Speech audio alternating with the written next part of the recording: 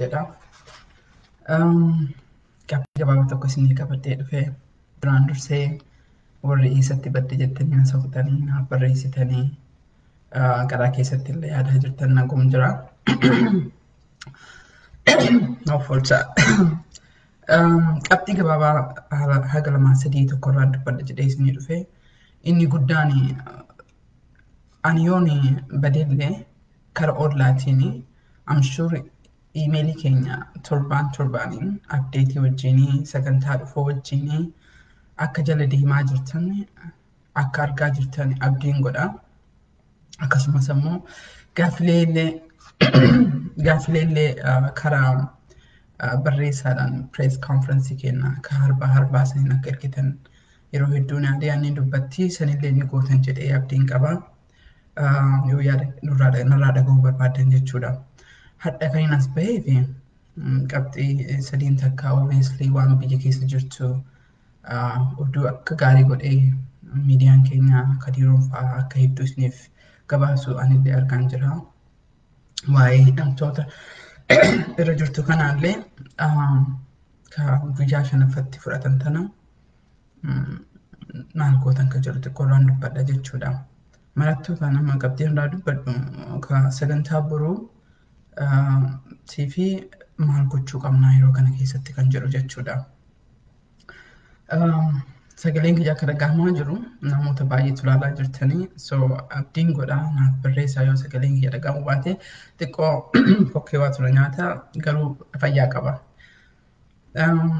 Duraan dursee biyya Ameerikaa kanaa yookiin biyya alaa kana teenyee wanti nu goonu waan xiqqoodha. Waan irratti yeroo kana keessatti hidhamtoonni keenya beektonni keenya yoo manadhaa keessatti nyaata lagatanii maal godhuu dandeessanii wanti godhuu dandeessanii hariiroo gara qabdaniin waldaa adda addaarraa mootummaa adda addaarratti wanna kana akka barreessitan deebi'ee isin affeereen jedha jechuudha. Kan godhaa jirru godhamuu qabullee deebi'ee ittiin dubbadhaa isaan godhuu haa gootanii godhaa jirtan jedhee abdiin qaba. Warra siyaatileetti irra baheellee wanti guddaan ani korsiisnii kennu ilaala ofii keenya hadiraa walitti dhahuu hin dandeenyu. Yoo asuma bahee gootummaa kiyya lallabee jedhe faarsii jedhaan isiniif maal godha? Yeroo kiyya amma as Facebook live itti dhufee jedhu laafaa miti. Inni kiyya kun gargaa waa keessa seenachuu qaba. So hiriira yoo baanu yoo telefoona bilbillu yoo waa goonu targeetiin jiraachuu qaba. Ofumaa keenya mudhannee targeetiin adda addaa fakkeenyaaf hiriirri amma sanbata guddaa ta'e kun warra biyya jiru wajjin hamileen bira dhaabbannaadhaaf bareedaadha. So utuu kaniin jedhu karaa hedduun irra bahuu dandeenya jechuudha. Karaa social media, Twitter irratti, karaa ofiisa dhandhee yookiin emailii erguu yookiin telefoonaa erguudha jechuudha. It's very important. Target jechuudha. Ina maal isiniif fakkaate Rumiyaan keessa jiru kana oksijiinitu jira. Oksijiiniin kun waan walitti hin qabatanii fi it's useless. Garuu otoo walitti qabamee jedhanii it becomes a very powerful thing. Fakkeenyaaf fakkii biraa amma daayimandii ilaalame. Daayimandii kan isa baraachisu kompresiin akka malee walitti qabamee waan jedheef. So humni badhaadhinni nu qabnu baay'ina keenya immoo chaayinaal yoo hin godhin akkuma qilleensaa kanatti akkuma oksijiiniitti bada jechuudha. It is very important namni akkasitti sanbata roobsan keessa baatanii warri misoomatti illee bahuu yaada qabdanii walgahii deeggaraa jirtan irratti garii keessa waliin dubbataa jirra. Koominitii illee irra waliin walgahii irra jirra. Maaltu ta'aa qabu kan jedhu irratti. So chaayinaal godhaa jedha. Warri nu bilbiltanii nu gaafattanii illee galatooma. Kana irratti please waa'ee amma deemaa jiru kana irratti make sure you chaayinaal jechuudha.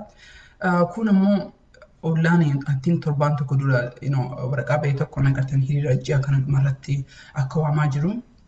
Koominitiin illee irratti marataa jira. Koominitiin adda addaa irratti marataa jiranii yeroo gabaabaa keessatti koominitii irraallee dhageettu kan jedhu abdiin qaba. Kan biraan akkarraa dubbadhee jedhu qabxii dhumaarratti osoo hin deebiin kaaboruu irratti osoo hin deebiin ila maal isiniif fakkaate? Waan hin argee tokko keessaa Oromoon gaafa TPLF jirtu TPLF down TPLF nuun taatu har'a immoo Abiyyi down Abiyyi nuun ta'u. Maaliif isinii ta'u? Maaliif Oromoo ta'u? So kanarra dalagaa jira. baay'ee waan ji'a lamaan walakkaa filannoon booda mootummaan kan gaafatee jedhellee kaaffii Oromoo maalidha? Oromoo maal barbaada? It is very important Senegalee hin barbaadu constructive and destructive conversation atu jedha. Mariin keenya marima walitti wacuu marii faarsuu asuma teenye analysisii qofa yoo ta'e bakka deemurraa tarkaanfachuu qabna dhiiroo. Bakka hadha jirurraa xiqqoo wayyaa'uu qabna. Umriin keenya achi deemaa jira. Umriin keenya guyyaa guyyaarraa achi deemaa jira malee gadi xiqqaataan jiru. Kanaafiyyuu jenereeshina keenyatti waan godhuu hin dandeenye yoo hin dandeenye immoo karaarra bahuu qabna. Waan dandeenyu goone yoo dadhabne immoo keessaa bahuu qabna. Maa hojjettanii dargaggoonni humna haarawaan, beekumsa haarawaan, teekinooloojii haarawaan bakka nuti qabannee teenye san yoo nuti irraa kaane ijoolleen tun itti fayyadamuu dandeetti. Kanaafuu nuun ta'uu qofa irratti osoo hin ta'in waan nuu ta'u irratti fookas gochuu qabna. Kan amma ji'a lamaaf walakkaan irratti fookas godhe inni guddaan kana balleesse keessaa kara sustainable sigalee haalli qabsoo adeemsi keenya qabsoo kun sustainabilidha. Akka amma deemnu kanatti dhiiroo akka amma boonnu kanatti hangamii dadhabnee jirra hin beektanii qabsoo kana keessatti gariin namaa feesbuukii irra taa'ee gariin namaa immoo barruu bareedaa barreesseetiin jedha. Ani kan irraa kan itti guddadhee itti dolloome qabsoo Oromoo keessatti hin dhaladhee dolloome dadhabee jira dhiiroo. Obboleettiin tiyya xiqqoonii yookiin ijoolleen obboleeyyan tiyyaa taa'amuma dargaggummaa keessa jirtu carraan fudhadhe kan akka jarri fudhattu hin barbaadu.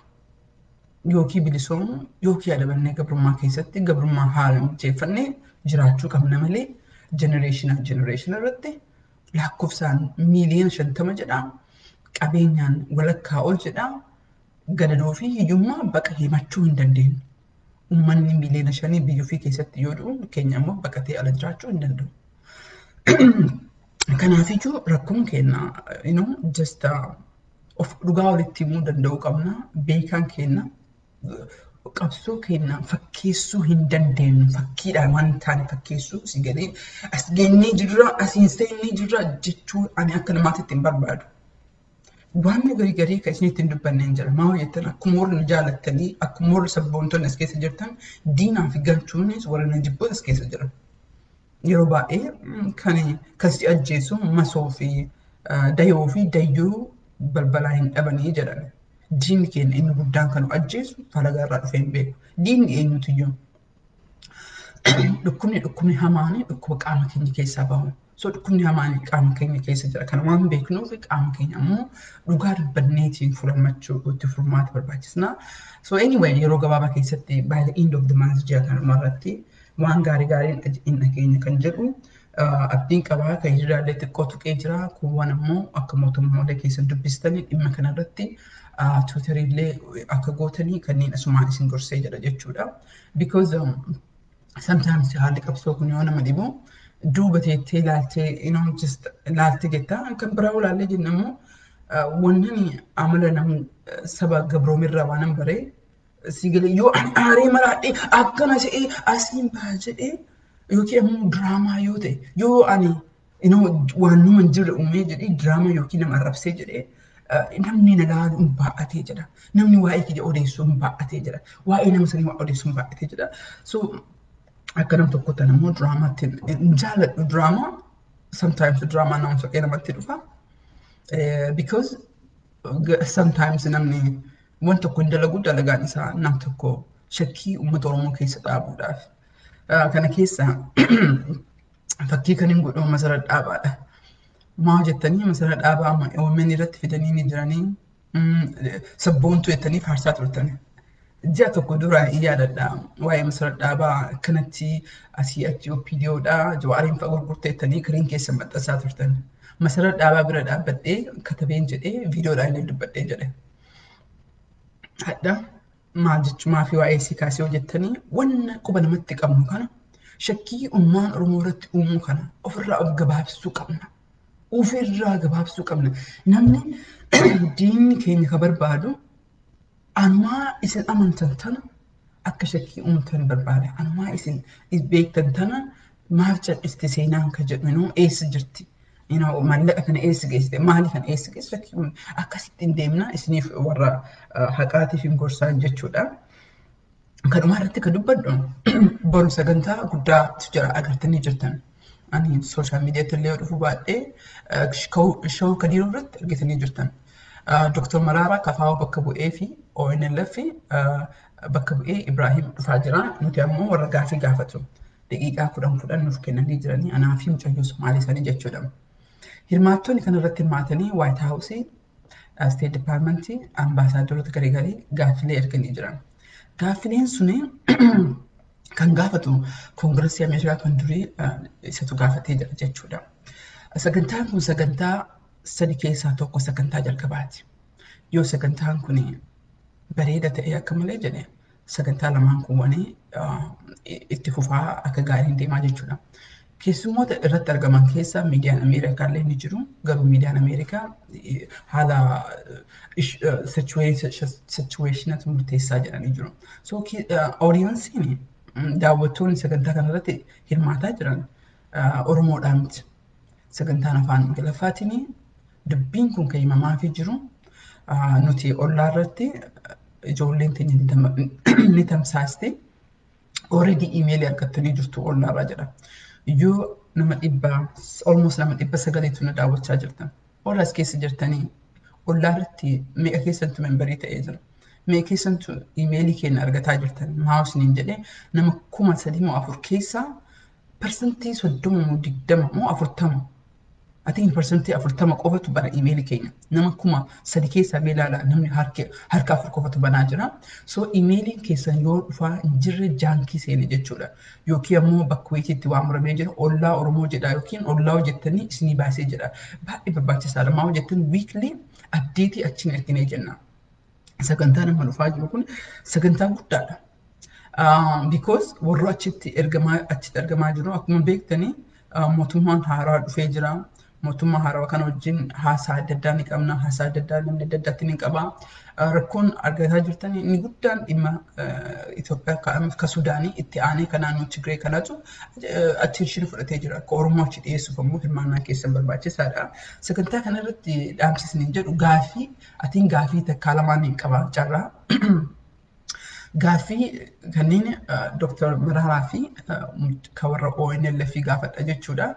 Akkasumas ammoo daqiiqaa takkaa fi anillee carraa kan fudhadhee open statementiin hin banaa jechuudha. Because keessummoon achirratti argamanii dhageeffatan kan nuti maqaa yaamuu hin dandeenye hedduutu akkuma isin jedhe White House hanga State Department ambasaadarota beeksota hedduutu gaaffii submit godhee jira. Gaaffii akka gaafataman gaaffii hedduudha. Maqaatiin Itoophiyaa Forum jedha. Achirratti akka hirmaattanii dhageeffatan. Boru sa'aatii 10 walakkaa Eastern Time yookiin ammoo 9 walakkaa Central Time irratti jalqaba sagantaan kun jechuudha. Anyway, showii kadiiroo irratti illee dhiyoo kana naawwamee jira. Soofniin dhufee jira. Gaaffilee qabaattan anaaf illee yaada barreessu. Sagantaa kadiiroo irratti kan hirmaadhu kana irratti illee wannan isinii tuquu barbaadu yoo jiraate gaafadhaa isin jedha. Kanaan alatti qabxii hedduutu jira garuu waa hedduu haasawuun hin danda'ama. Waa'ee amma fakkeenyaa fi mootummaan Itoophiyaa baqataa Oromoo kan biyya Yurooppii jiru bakka qaba jedhee galchaa kan biyya Saawudii keessa jiru ammoo bakka hin qabu jedhee manedhaa keessatti hammeessaa. Waa'ee filannoo irratti yoo dhugaa dubbannee jennee filannoo kana mee ilaala mootummaan kan barbaadu Oromoon kafaa'oo haa baa'u jechuudha. Aartii keessa haa baatu barbaada. Yoo beektonni Oromoo kanarratti mari'achuu qabdi, dubbachuu qabdi, dibeet godhamuu qabu. Wanni kun maal isinii fakkaate? Abiyyi PP'n kan barbaadu Oromoon harka dhiqattee keessa haa baatu barbaada filannoo kana. Filannoo kana warri kun akka Abiyyi barbaadu dhiqatee haa ba'u yoo keessaa bahee jedhee carraa maaltu jira? Yoo keessatti hafee haala amma jiru kana hidhamtoonni amma jiru kana karaan cufamee dirreen dimokiraasii cufamee namni hidhaa keessatti beelaan du'a. Filannoo kana yoo itti hufe filannoo akkamii ta'a? Garrachuuti iyyuu very waan guddaadha. Filannoon kun filannoo waggaa 30 bara 1990 keessa yeroo ABO'n aangoo irraa bu'ee filannoo akkasiitu jira. Carraa kana keessatti itti fufuufis dhiisuufis rakkoodha. Waa qeequun duratti analyze gochuu qabna. Beektonni Oromooillee gorsi kiyya kan inni godhuu fi we have to progress tokko irratti hadda bakka jirru boru jiraachuu hin qabnu. Taakkuu takka illee yoo taate, inchi tokko illee yoo taate socho'uu qabna. Akka dhaabatti illee socho'uu qabna. Akka namatti illee socho'uu qabna. Because umriin keenya waan deemaa jiruu fi yeroon deemaa jirti. Kanaafiyyuu socho'uu qabna. Waa'ee filannoo kana irratti dibeetiitu barbaachisee jira. Waliin haasuu barbaachisa. Wanna asiin dura gaaf tokko dubbadhee jira. Qaamni namaa kuni naturally nuti sammuun keenya waa'ee negatiivii irratti susceptibiliidha. In jaallanna ilmi namaa kuni waan hamaa waan nama arrabsaa nama oolchumaa kan balaa bu'iinsa kana in jaallata. Waan dhugaa kun ammoo it's too boringidha. It's very boringidha. So negatiiviin kuni waan nu sassaaba nu harkisee jira jechuudha. Akkasumas sukkaaraa fi sooddi kun qaama keenya hin jaallatee jira. Wanna qaama keenya ta'u ammoo qaamni keenya hin jibba. Bakki kana wannaan hin kaasee jedheef maal isin fakkaata? Aadaa keenya keessatti beektonni keenyallee waan gurri Oromoo dhaga'uu barbaadu qofa dubbachuu hin dandeenyu. Because leadershipiin sometimes waan amman hin jaallannetti dubbachuu qabda. Because yookiin uummataan deemaa jirta immoo yookiin uummatutti siin deemaa jira. Filannoon jiraachuu qaba isinii galee dubbii oo'ituu dubbii mi'ooftuu qofa callaa yoo ka dubbannu taate nuti otoo hin ta'in uummatatu nuun deemaa jira jechuudha. So gorsi kiyya bakka irratti beektota Oromoollee sometimes fokkachuu dhugaa dubbachuu qabna. Optionii maalidha filannoo kana keessatti yoo baane maal argatti Oromoon yoo keessatti hafnee maal argatti keessatti hafuuf murtiin kun ABO fi KFO jirti jechuudha. Kanarratti ammoo hidhateetiin ABO fi KFO illee kan hin gorsuu jedhu dhaabboleen Oromoo fakkeenyaaf Odaa dhaabni Odaa dhaabbotee haqaman keessaa san keessa Oromoo beektota camaatu jira. Maaliif dhaabni Oromoo KFO'n hangadha dhaabbilee osoo himaachisu ammachuu hin dandeenye. I think gurbaan interview tokko ka Amaaraa ka amma Oromoon dhiyeenya kana faarsitu kan arge maqaan eenyudha. Anyway kama hidhaa bahee jedhee na uffolchaa jedha. Hidhaa bahee jedhee yoo mootummaan dhaaba jalaa jistee jedhu dhaaba biraa keessatti hirmaatanii jiran. Maaliif Oromoo keessatti dhaabbilee Oromoo keessatti KFO'n warra akkasii nama hin ammanne. Because KFO'n uummata sagalee Oromoo yoo ta'uu ka barbaadu taate. ABO'n yoo Oromoo hunda bakka bu'aa jiru warra mootummaan beekaan dirree filannoo jalaa hidhisee jedhee ammachuu danda'uu qaba. Because yoo supportii endorsementii kee barbaadde taate I will criticize hin dubbadhee jedha dhaabboleen Oromoo KFO fi ABO'n illee si galee warroota hundayyuu beekaa Oromoo hundayyuu adeemuu qabna. Maa hojjettee yes filannoo kan keessaa baane haa jennu. Yoo filannoo kan keessaa baane maalidha ka godhuu qabnu? Oromoo maal godhuu qabu? Si galee akka dhaabaatitti manuma siree keessa teennee du'uu qabna yoo duun taate biyya keessa jiraanneetiin maaliif Finfinneen nagaan jiraattee utuu ilmi Oromoo Wallaga keessatti du'aa jiru utuu ilmi Oromoo Harargee keessatti adamsamaa jiru maaliif Finfinneen Adaamaan nagaan jiraattee? So KFO'n ABO'n baheetiin waan jiru afaaniin qofa otoo hin ta'in dalagaan mul'isuu qaba. Afaaniin qofa otoo hin ta'in yes filannoo kana keessa yoo kabaan taate ji'a kana keessa dhumarratti murtii guddatu murtaa'uuf deemaa jira. Filannoo kan itti seenaa filannoo kan itti hafaa kan jiru irratti. Kanneen irratti uummataan mari'achiisuu akkasumas ammoo beektonni Oromoollee wanna babbareedaa qofa otoo hin ta'in wanna riyaalitii ta'e dhugaa namatti uummata keenya dhugaa itti himuu danda'u qabna. Uummanni keenya illee dhugaa sallaalee nama quba itti qabu barisiin kana dubbatteef as jirti qubatti qabu otoo hin ta'in really nama dhugaa isinitti dubbatu jaaladhaa jedha. Nama dhugaa isinitti himee jedhu jechuudha. Filannoo kanarratti dhaamsi kiyyaaf illee beektota Oromootiif illee kanarratti dibeetiin haasa'amuu qaba. Political paartiilee dhaabbilee mootummaan beekaan baase fakkeenyaaf dhaaba Odaa isiniin jedhee jira hammatamuu qaban. Hammatamuu qabu maaf hin hammatamne because paartii warra Amaaraa yoo bahu dhimmatanii waliin deeman meeti keenya waliin mari'atu meeti keenya wal bira taa'eetiin waraqaa adda addaa baasee jedhu.